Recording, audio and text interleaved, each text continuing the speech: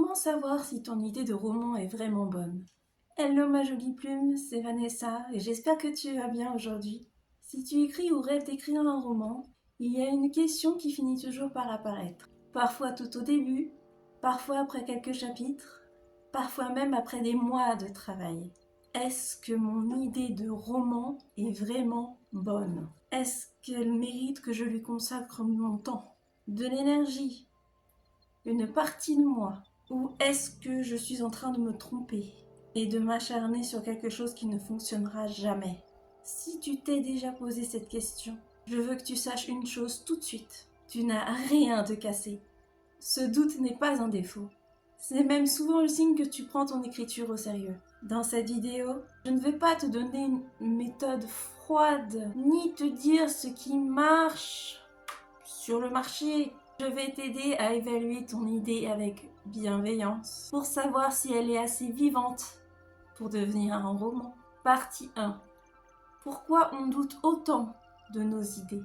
Très souvent, le doute ne vient pas de l'idée elle-même, il vient de la comparaison, la peur d'échouer, la peur de mal faire, la peur d'être banal, la peur d'écrire pour rien. On regarde ce qui existe déjà, on voit des livres brillants, on se dit « ça a déjà été fait ». Et on oublie quelque chose d'essentiel.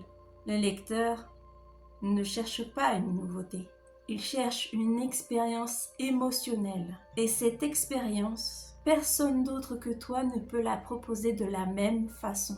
Partie 2. La fausse obsession de l'originalité. Beaucoup d'auteurs bloquent ici, moi y compris. On se dit « mon idée n'est pas assez originale, elle ressemble à une autre, elle est trop simple ». Mais laisse-moi te dire quelque chose de très important. L'originalité n'est pas dans l'idée, elle est dans le regard. Deux auteurs peuvent partir de la même idée et écrire deux romans totalement différents. Parce que ils ne ressentent pas la même chose, ils ne posent pas les mêmes questions, ils n'ont pas la même sensibilité. Donc si ton idée te semble déjà vue, ce n'est pas un problème. La vraie question est ailleurs. Partie 3. Premier critère fondamental. L'obsession tranquille. Une bonne idée de roman ne crie pas toujours très fort, mais elle revient. Elle s'invite quand tu n'y penses plus. Elle te surprend. Elle insiste doucement. Pose-toi ces questions. Est-ce que cette idée revient sans que je la force? Est-ce que des scènes apparaissent spontanément? Est-ce que je me surprends à réfléchir à ce personnage? Si oui, c'est un signal extrêmement fort. Les idées faibles s'épuisent vite. Les idées fortes savent attendre. Partie 4. L'émotion avant tout. Maintenant, fais une chose simple. Ferme les yeux un instant et pense à ton idée de roman. Pas à l'intrigue, pas à la structure, juste à l'histoire dans son ensemble. Qu'est-ce que tu ressens à cet instant? Pas ce que tu penses, ce que tu ressens. Une émotion claire est souvent le cœur du roman. Une tristesse douce, une colère retenue, une nostalgie. Si ton idée déclenche quelque chose en toi, alors elle peut déclencher quelque chose chez un lecteur. Parce que l'écriture fonctionne par résonance et on a toujours tendance à l'oublier. Partie 5. Troisième critère. La question intime. Derrière chaque idée de roman, il y a une question personnelle, parfois inconsciente. Par exemple, suis-je légitime? Peut-on aimer sans se perdre? Peut-on vraiment changer? Est-il trop tard pour être soi-même? Souvent, on écrit pour explorer ce qu'on ne comprend pas encore. Alors demande-toi, qu'est-ce que cette histoire me permet de questionner dans ma propre vie? Si tu trouves une réponse, ton idée est déjà beaucoup plus solide que tu ne le penses. Partie 6. Quatrième critère. La matière émotionnelle. Une idée de roman n'apparaît jamais par hasard. Elle naît souvent d'une blessure, d'un manque, d'un désir, d'une peur, d'une transformation personnelle. Ça ne veut pas dire écrire ta vie, mais ça veut dire écrire à partir du vrai. Les romans qui touchent profondément sont souvent ceux qui transforment une vérité intime en expérience universelle. Pose-toi cette question. Oui, encore une. Qu'est-ce que cette histoire me permet de déposer? Partie 7. 5e critère.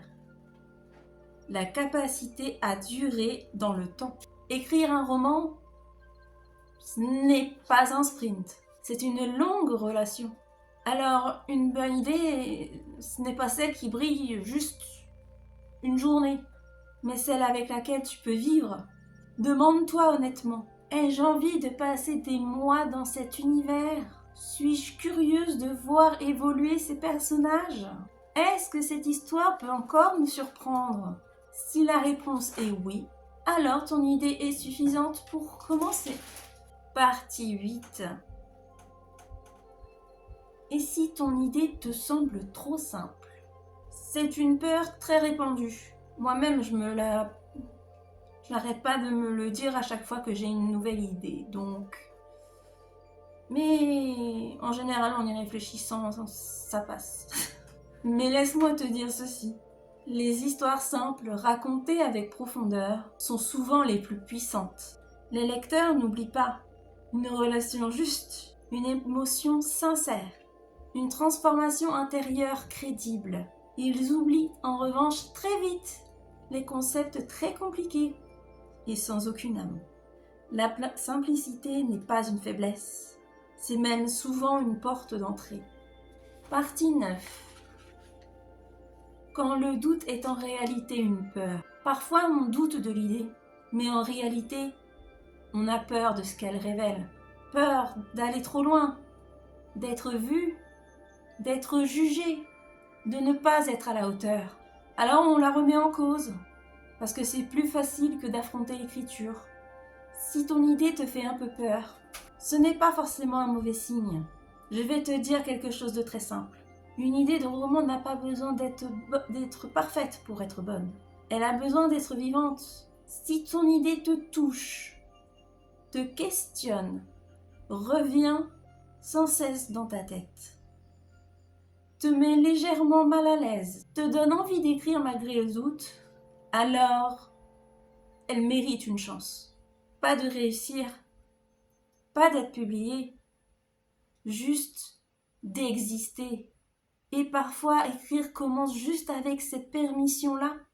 N'oublie pas. Écris avec passion et vis avec douceur.